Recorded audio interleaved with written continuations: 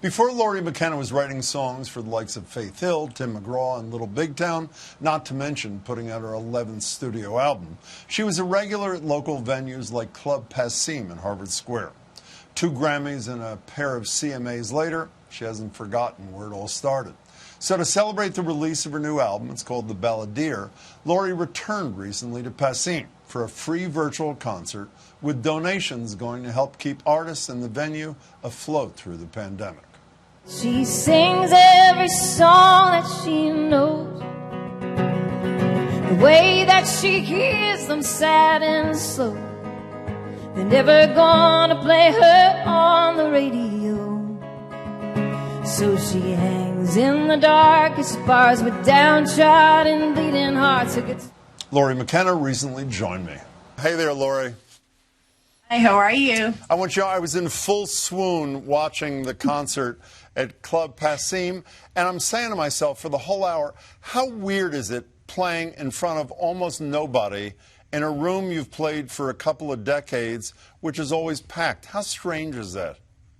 It was definitely a new experience. It reminded me of like the shows, 18 years ago, like the afternoon shows where there'd just be a couple of people in there. But some of my family came, and we had a couple of dear masked people there. So it was weird. It was weird, but it was also a joy to be there in that room because it's my favorite, and it was great to be there. You could tell you felt it. Is it weird putting out a record in the middle of a pandemic, too? It's got to be, yes? I think everything's weird now, right? Yeah. Everything's weird now, but I was happy to have it come out. We didn't change the release date because we just wanted to get the music out there, and I have to say that people have been amazing. I mean, really have been wonderful, being able to communicate with people on social media and things like that. And I think people maybe have the time to listen that maybe they don't have time for normally. And I think a lot of people are just, seeing the hopeful side of most things. And it's been different, but it's been a pleasure. Well, there's no question also how music helps in particularly difficult times for everybody. I was reading an article from Scientific American yesterday, and I want to say I never read Scientific American, so I'm not trying to impress you, but it was this fabulous piece about what the author called plague productivity. And the point the author made is that Newton did something about gravitation. I don't remember exactly what.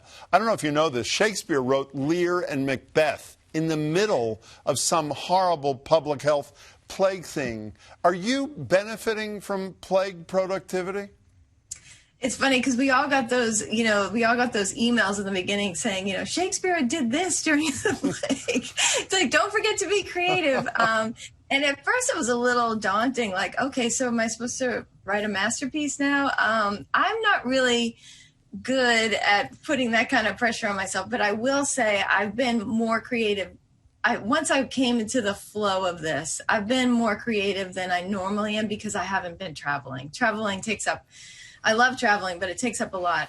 So we've been writing on Zoom, almost every day. And, it takes about 3 to 4 hours. You don't always get a song, but I've been writing with people in LA and people in the UK. So it's been great. Are you in your legendary Stoughton basement as we're speaking?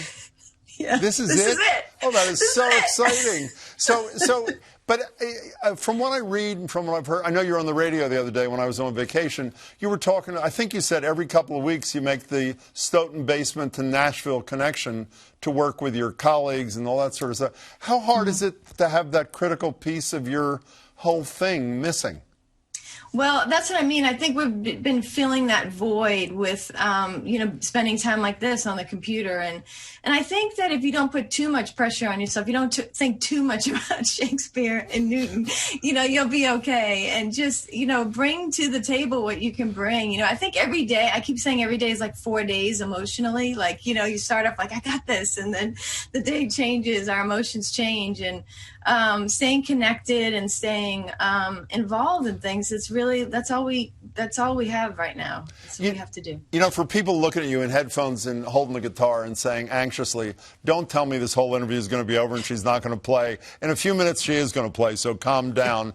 You know, I just want to single out one song from your, what do you call it now, a record? What do you call these things? What are these things? know, that's a great question. I still call it a record. Some people say album. I don't know. It's a CD, whatever. Whatever it is, whatever that thing is, the Balladeer, when you're my age, just totally blew me away. Maybe because my daughters are in their mid-20s now. I don't know what it was. Can you briefly tell the story of the genesis of that?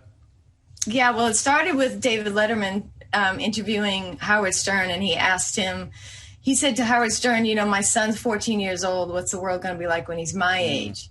So I wrote that down, when you're my age, and I brought it to Liz Rose and Hillary Lindsay, and we wrote that together. Hillary has a young daughter. I have 5 kids all over the place, and Liz has 2 grandchildren now. So we kind of wrote it from our very different mother perspectives, and it's a song for our kids, you know, just wishing things were better for them. Are you three, do you really get called the love junkies, or is that just what, is that... I mean, I hope that's real.